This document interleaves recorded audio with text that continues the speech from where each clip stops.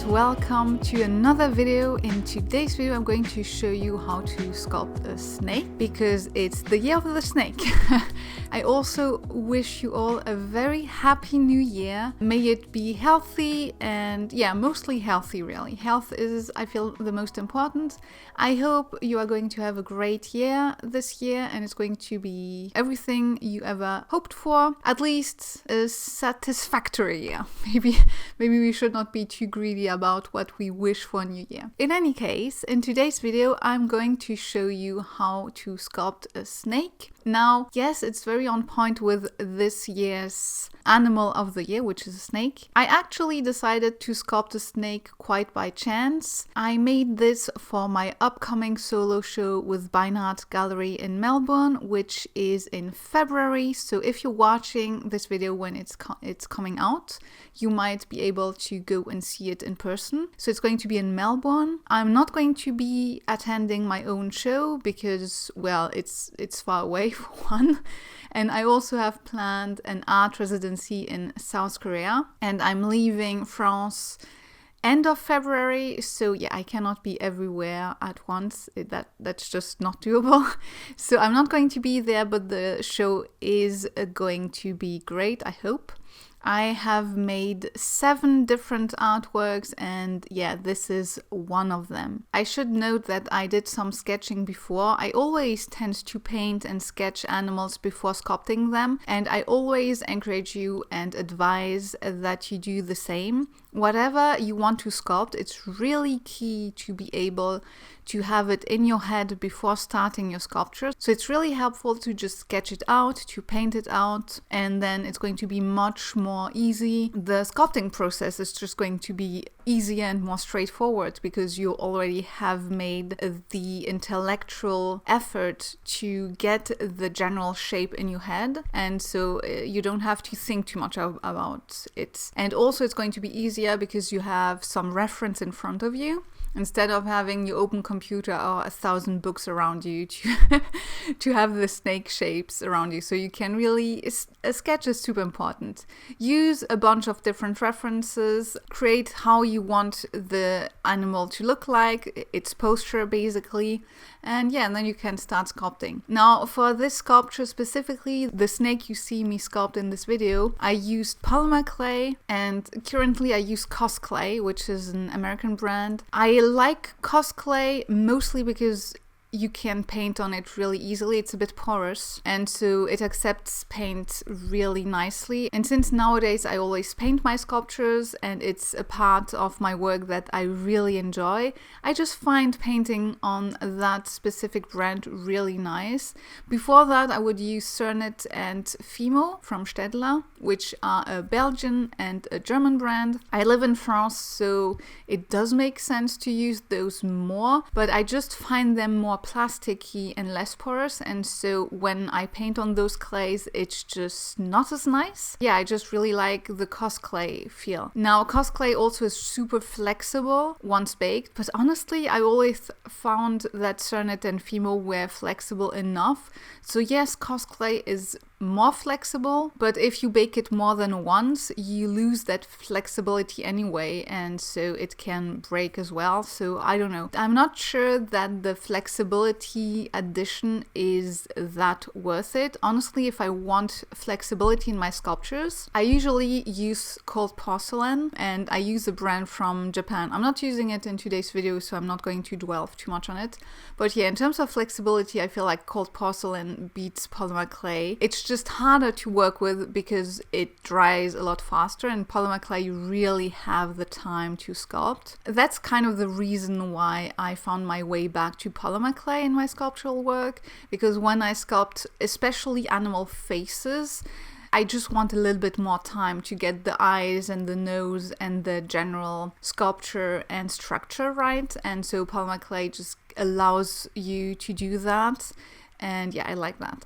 I often use a variety of clays in my work, and even in that snake sculpture, so I'm using jewelry, trinket little porcelain box that I thrifted. And at the end, I'm actually using epoxy clay to sort of fix the snake inside of it. So yeah, I always use different clays. You don't have to. You don't even have to use an object. I use objects in my artwork because it makes sense. It's about meaning more than anything else. It's about overconsumption and how many objects we use and throw away in our lifetime and the impact it has on the environment.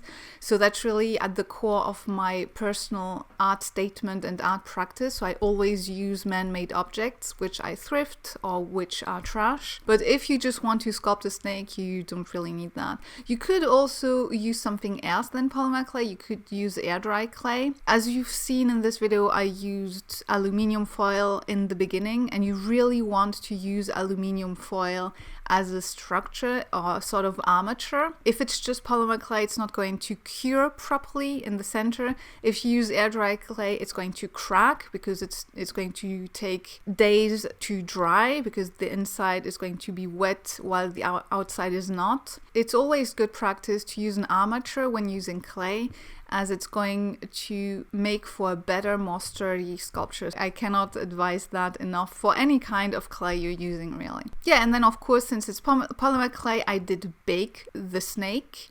I might have baked it inside of the porcelain little box, probably, because porcelain can be baked. But when I use plastic or things like that, and sometimes I do use polymer clay for plastic objects, then obviously I don't bake the object. I also don't bake trash in general or any kinds of more complex objects because I'm just not too sure how it's going to fare in the oven, so I just prefer to be on the safe side. So I baked it following the instructions. Usually it's always good to slightly over bake it, like add 5 degrees Celsius more, so you're really sure that the polymer clay is baked. And I would also advise to always cover your polymer clay sculpture with aluminium foil because it does give out a bit of fumes which are toxic. And after baking, I painted it.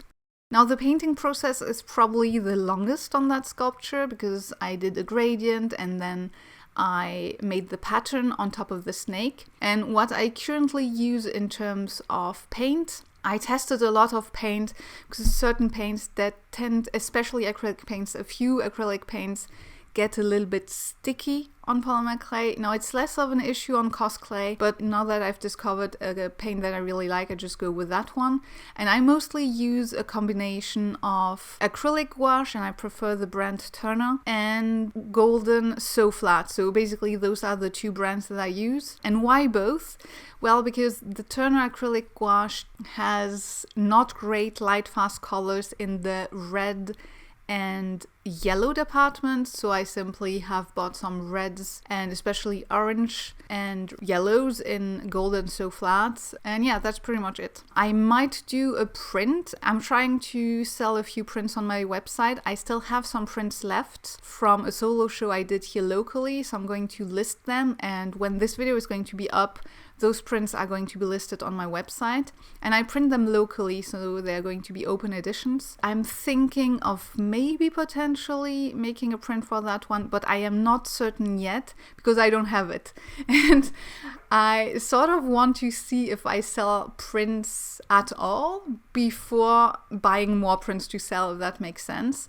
Because from experience, selling prints is not something I'm really good at, and then I'm just left with a bunch of paper and I have no clue what to do with it, and it's kind of wasted. So yeah, I'm just going to list first, I think, the ones that I have. I'm also going to list a few oil studies on cardboard as well. So yeah, if you want to support my work in a more financial way, I invite you to check out my web shop. There's a few original artworks, but those of course are not the same budget. But yeah, check out what I have. Another point that I wanted to touch on, I showed it before on my YouTube channel, but I make boxes specifically for each sculpture, which usually takes a long time because I basically upcycle cardboard boxes and cut everything perfectly to size so it fits the specific sculpture I've made. You can see the specific custom-made box I made for this. And yeah, that's pretty much it.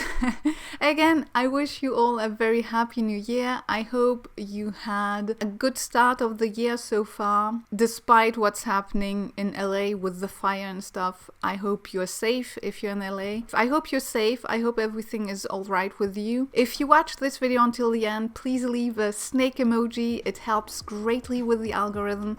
Don't forget to like and possibly subscribe. And yeah, I really hope you enjoyed this video, and I will see you next time. Bye!